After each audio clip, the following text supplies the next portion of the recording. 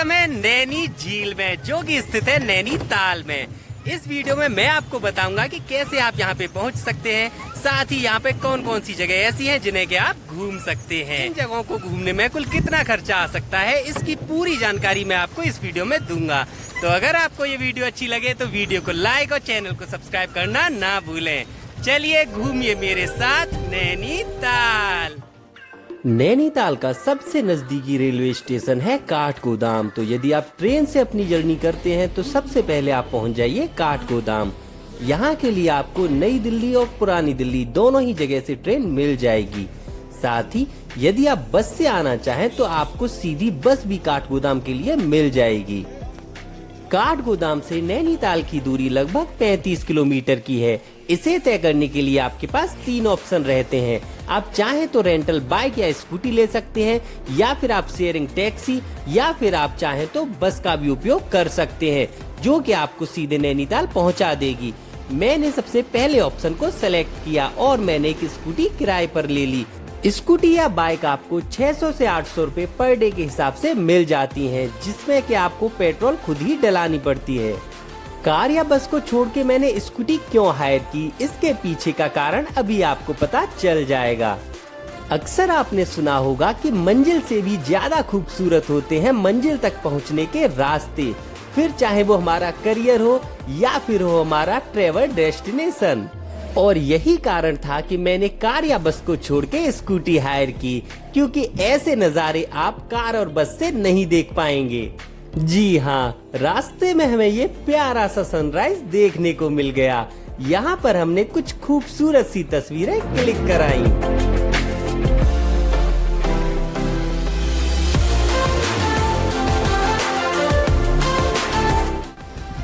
तो पराठा भी मंगा लिया है और यहाँ पे चाय के जो रेट है वो है 20 रुपए के और पराठा में मिला है 60 रुपए में। अभी टेस्ट करके देखते हैं कि क्या यहाँ का टेस्ट रहने वाला है।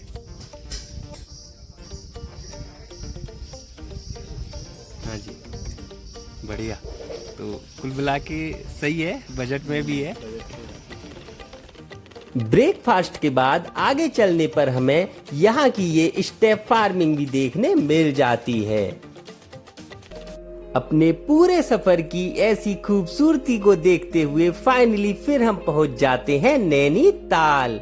और यहाँ पर अपनी स्कूटी पार्क करने के बाद फिर हम देखते हैं यहाँ की नैनी झील के खूबसूरत नजारे।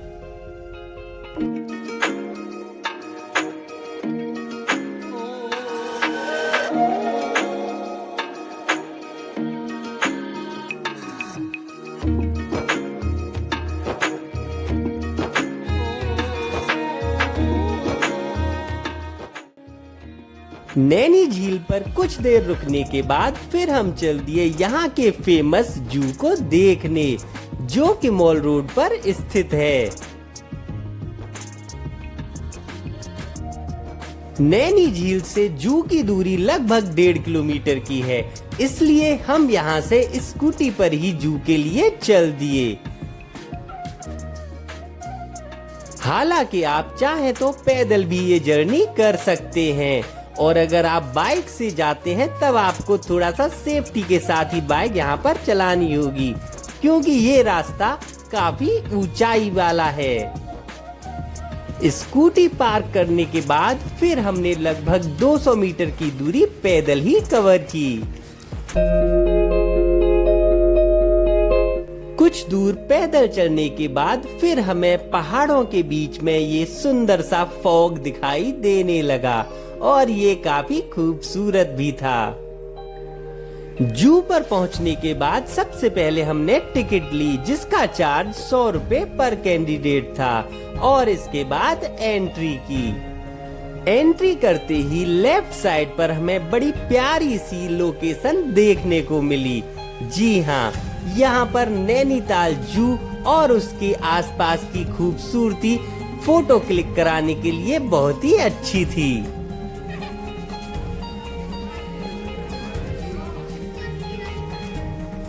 आप भी यहाँ पर फोटोग्राफी जरूर करें।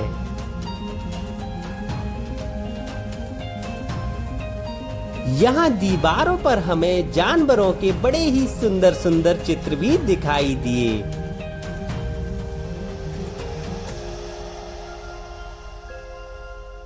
यहाँ पहुंचकर सबसे पहले हमने बंगाली टाइगर को देखा। इसके शरीर पर काले रंग की धारियां पाई जाती हैं। साथ ही इसकी लंबाई 250 से 300 सेंटीमीटर के बीच में होती है और इसका वजन लगभग 150 से 250 किलोग्राम के बीच में पाया जाता है। यहाँ से आगे चलने पर फिर हमें भालू दिखाई दिया,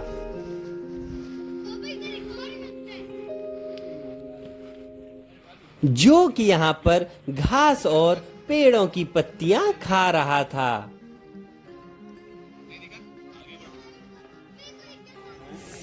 आगे हमें लेपर्ड का बोर्ड दिखाई दिया, जिस पे लिखा हुआ था कि इसे बड़ी बिल्ली के नाम से भी जाना जाता है। साथ ही इसका वजन लगभग 40 से 90 किलोग्राम के बीच में और इसकी लंबाई लगभग 125 से 150 सेंटीमीटर के बीच में होती है।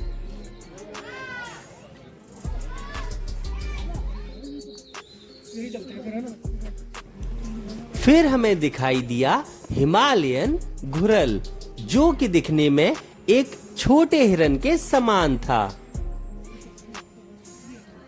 इसी के बराबर में था भरल, जो कि दिखने में एक भेड़ के समान लग रहा था।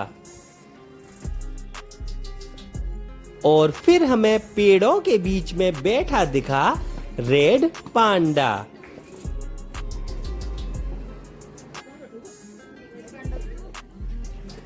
आगे हमें काकड़ नामक एक जीव दिखाई दिया, जो कि दिखने में हिरन के ही समान लग रहा था।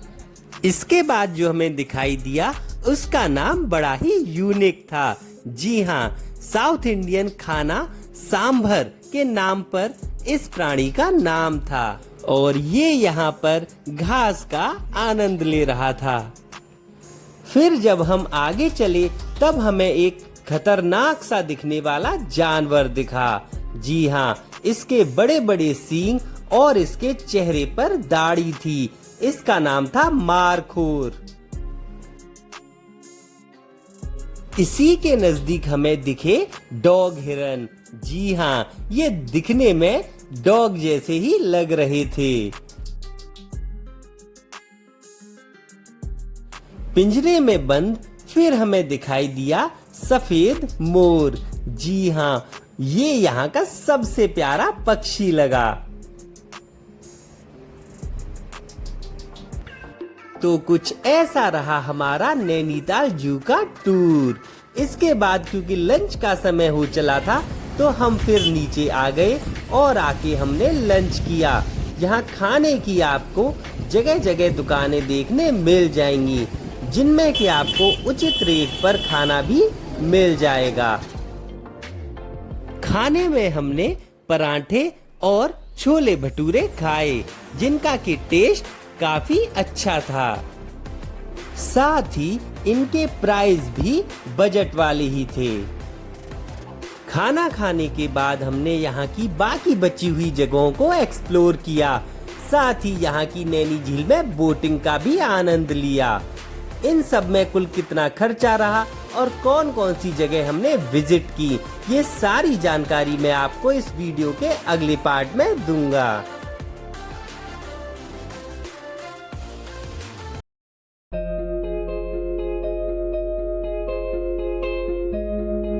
नैनीताल टूर की पहली वीडियो में मैंने आपको नैनीताल तक के पहुंचने के रास्ते और नैनीताल के जू का पूरा टूर कराया था। चलिए अब चलते हैं यहाँ से आगे, यहाँ के सुप्रसिद्ध मॉल रोड पर। यहाँ के मॉल रोड पर घूमना एक अमेजिंग फील देता है। जी हाँ, इसके एक तरफ आपको नैनी झील और दूसरी तरफ आपको यहाँ का मार्केट दिखाई देगा।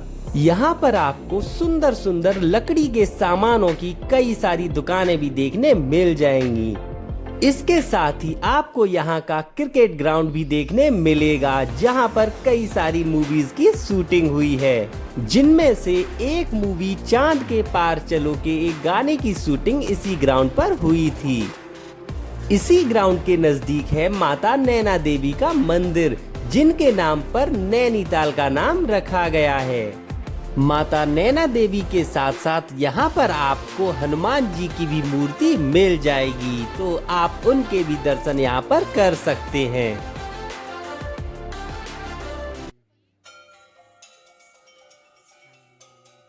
हनुमान जी के दर्शन प्राप्त करने के बाद फिर हमने किए माता नैना देवी के दर्शन।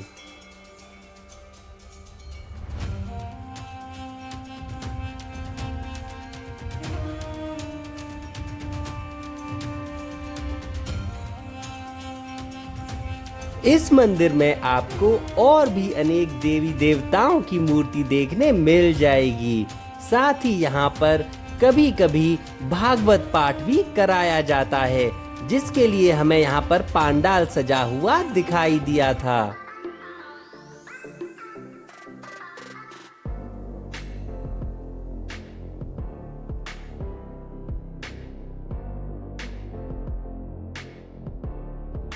भगवान भोलेनाथ की शिवलिंग भी यहाँ पर हमें देखने के लिए मिल गई, क्योंकि यहाँ पर नैनी झील बिल्कुल पीछे ही है, इसीलिए यहाँ की अच्छी लोकेशन पर लोग फोटोग्राफी भी कराते हुए दिख जाएंगे।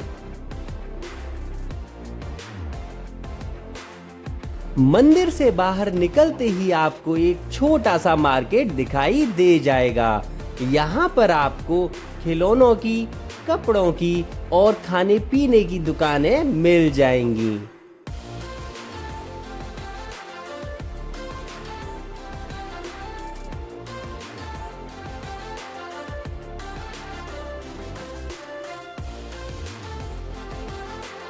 माता नैना देवी के मंदिर के बराबर से ही होके जाता है यहाँ के राजभवन के लिए रास्ता।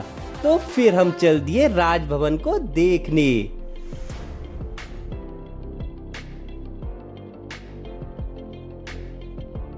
यहाँ पहुँच के हमें पता चलता है कि राज्यपाल जी राजभवन में ही हैं। इसी कारण टूरिस्ट के लिए राजभवन बंद है।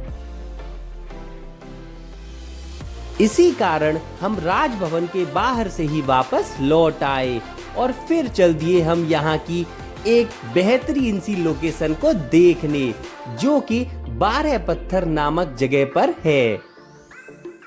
ये लोकेशन नैना देवी मंदिर से लगभग 5 किलोमीटर की दूरी पर स्थित है।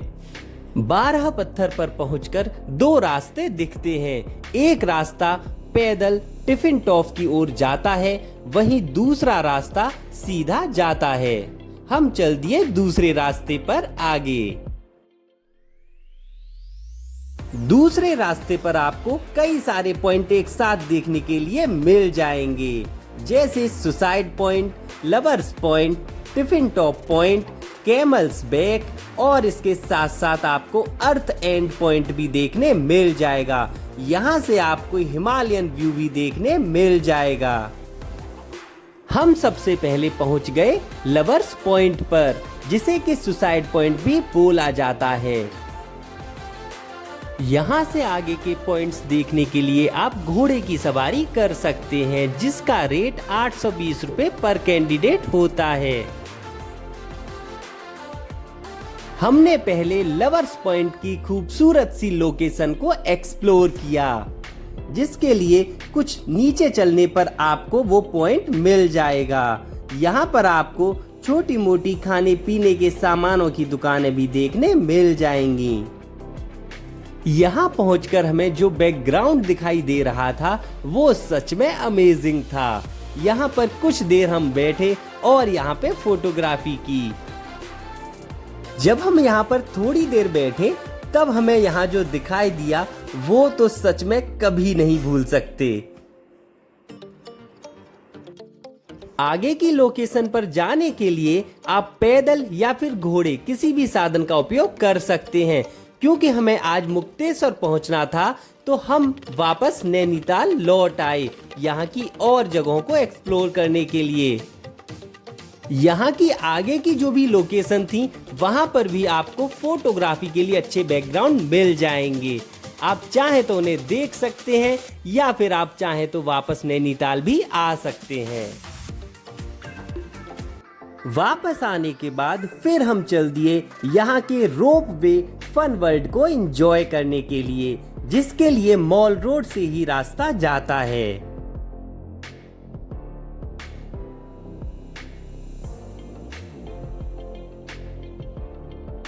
यहाँ पर तरह तरह के गेम खिलाए जाते हैं, जिनमें से कुछ बड़ों के लिए और कुछ बच्चों के लिए होते हैं, और यहाँ पर उन गेम्स को खेलते हुए लोग भी आपको दिख जाएंगे।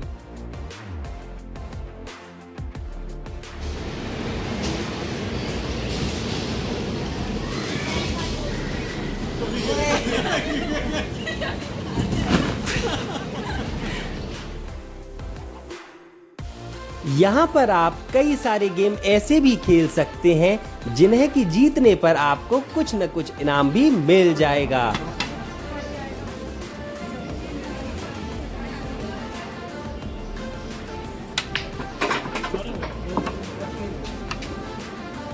लेकिन इस बात का ध्यान जरूर रखें कि जिस गेम में आप एक्सपर्ट हो उसी गेम को सेलेक्ट करें।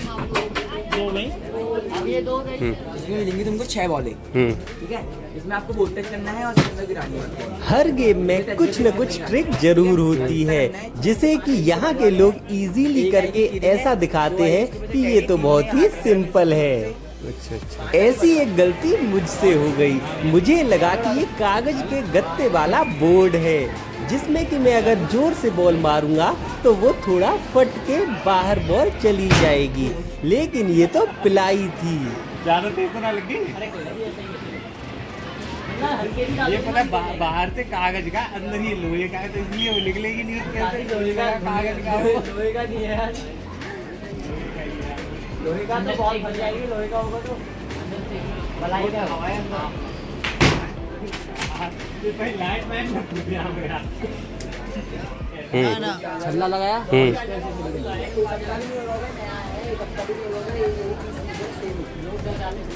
अच्छा, फिर क्या है इसे खड़े करने पे? 3 मौके। अच्छा। अगर तीनों मौकों में तीनों बार खड़ी होगी तो कुछ भी नहीं ले। 2 बार खड़ी होगी तो इनमें रखने से लोगे, 1 बार होगी तो इनमें से लोगे। आगे चलने पर आपको रोप वे मिल जाएगा, जिसकी टिकट 360 रुपए एडल्ट की और 260 रुपए बच्चे की होती है। रोप वे का उपयोग करके आप जब ऊपर पहुंचेंगे तब आपको नैनी झील का मैंगो व्यू भी दिखाई देगा। यहाँ पर आपको रोप वे साइकिलिंग के साथ साथ जिप लाइन की एक्टिविटी भी करने के लिए मिल जाएगी।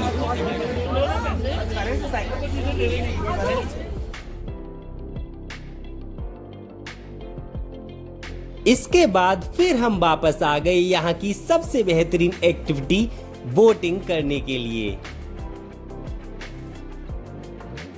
चैनल नाम बता दो अपने चैनल का नाम। मेरा निर्भय इंडिया टूर ब्लॉग्स। निर्भय।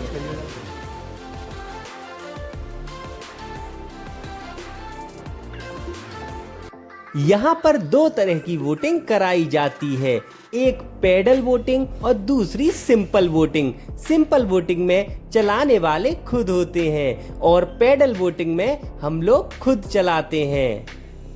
दोनों ही तरह की वोटिंग का चार्ज सेम होता है। अगर आप 2 लोग हैं तो 320 रुपए 1 घंटे के लिए, और यदि आप 4 लोग हैं तो 420 रुपए 1 घंटे के लिए होते हैं। हाँ, लेफ्ट लेफ्ट। ये तो राइट ले लिया, लेफ्ट।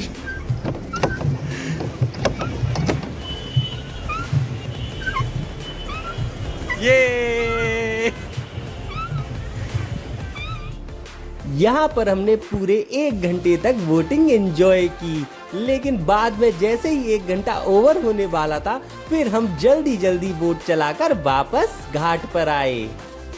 यहाँ की पैडल वोटिंग का एक्सपीरियंस हमें सबसे बेहतरीन लगा। चलिए अब मैं आपको बताता हूँ कि इस टूर में कितना खर्चा आ सकता है। अगर आप दिल्ली से अपनी जर्नी ट्रेन से शुरू करते हैं तो ट्रेन का आने जाने का किराया लगभग 500 रुपए। साथ ही अगर आप स्कूटी हायर करते हैं तो पेट्रोल सहित पर कैंडिडेट 400 रुपए रहेगा। इस तरह ट्रांसपोर्ट का आप 900 रुपए तक खर्चा मान लीजिए। फिर खाने का लगभग 200 रुपये, जू टिकट 100 रुपये, बोटिंग टिकट पर कैंडिडेट 150 रुपये और हॉर्स राइडिंग अगर आप करते हैं तो 800 रुपये पर कैंडिडेट। हालांकि नैनीताल का टूर एक ही दिन का काफी होता है, लेकिन फिर भी यदि आप नाइट स्टे करना चाहें और अगर आप 2 लोग हैं तो पर कैंडिडेट 500 रुपये रूम का किराया रहेगा। इस तरह आप 2000 से 2500 रुपये में नैनीताल का ये पूरा टूर कंप्लीट कर सकते हैं।